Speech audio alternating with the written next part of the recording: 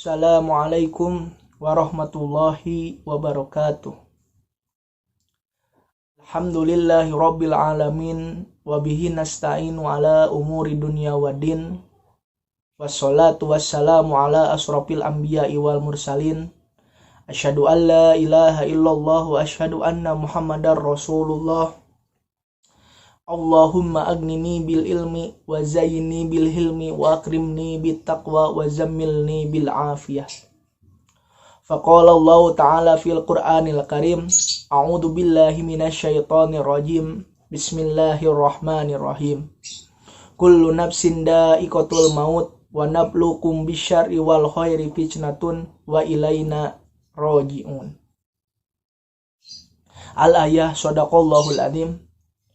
Puji dan syukur marilah kita panjatkan kehadirat Allah yang Maha Ghafur. Sholawat dan salam marilah kita panjatkan pada junjunan alam, yakni Habibana wa Nabiyana wa Maulana Muhammad Sallallahu Alaihi Wasallam. Siswa-siswi SMK Setia Bakti yang Bapak banggakan, setiap manusia pasti memiliki ujian yang berbeda-beda. Ada yang ujiannya sedang, kecil, bahkan berat. Tapi Allah memberikan ujian itu sebagai bentuk kasih sayang atau perhatian yang Allah berikan kepada setiap manusia. Ujian di dalam hidup manusia tergolong ke dalam dua bagian. Yang pertama adalah ujian nikmat. Ujian nikmat ini yaitu bagaimana orang kaya bisa bersyukur atas segala kekayaannya. Jika ada orang yang bahagia, bersyukur dengan kebahagiaannya. Karena kunci daripada ujian nikmat ini adalah manusia senantiasa selalu bersyukur kepada Allah Subhanahu wa Ta'ala. Yang kedua adalah ujian musibah. Ujian musibah ini biasanya datang kepada manusia berbentuk kesedihan.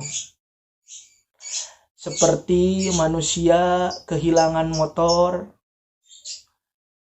seperti lagi orang kaya mendadak menjadi miskin. Nah, kunci daripada ujian musibah ini adalah setiap manusia harus mampu bertawakal kepada Allah Subhanahu wa Ta'ala. Karena di dalam hidup manusia ini yang paling sulit adalah bersyukur dan bertawakal atau istiqomah kepada Allah Subhanahu wa Ta'ala. Jika ada orang kaya yang kemudian dia menghambur-hamburkan uangnya, berarti itu sebagai bentuk ketidaksyukuran manusia kepada Allah Subhanahu wa Ta'ala. Jika ada yang bertanya, kenapa orang yang miskin selalu rajin berdoa, selalu rajin sholat 5 waktu ke masjid, tapi tidak pernah kaya-kaya? Maka jawabannya adalah Allah sedang menguji dia, karena apakah ketika Allah memberikan kekayaan kepada dia, dia akan seperti saat dia miskin.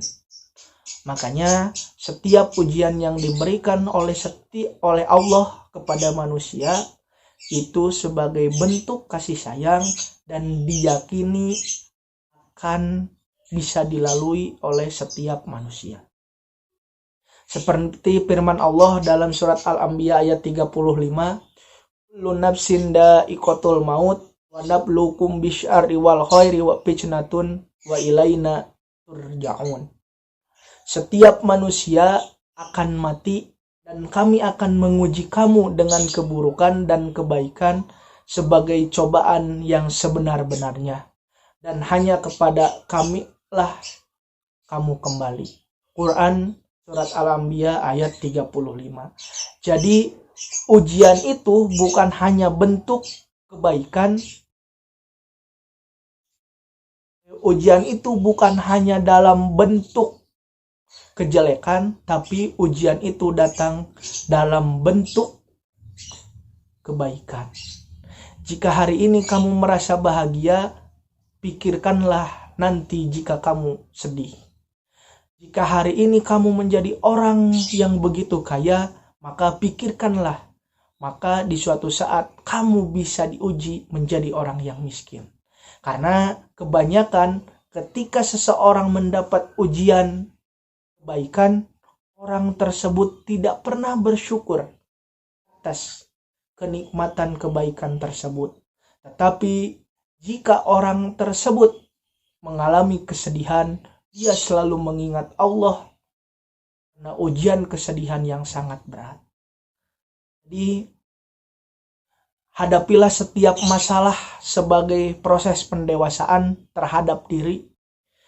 Jika kita memilih untuk tidak memiliki masalah, tidak akan mungkin. Karena masalah itu sebagai bentuk ujian daripada Allah Subhanahu wa Ta'ala kepada setiap manusia.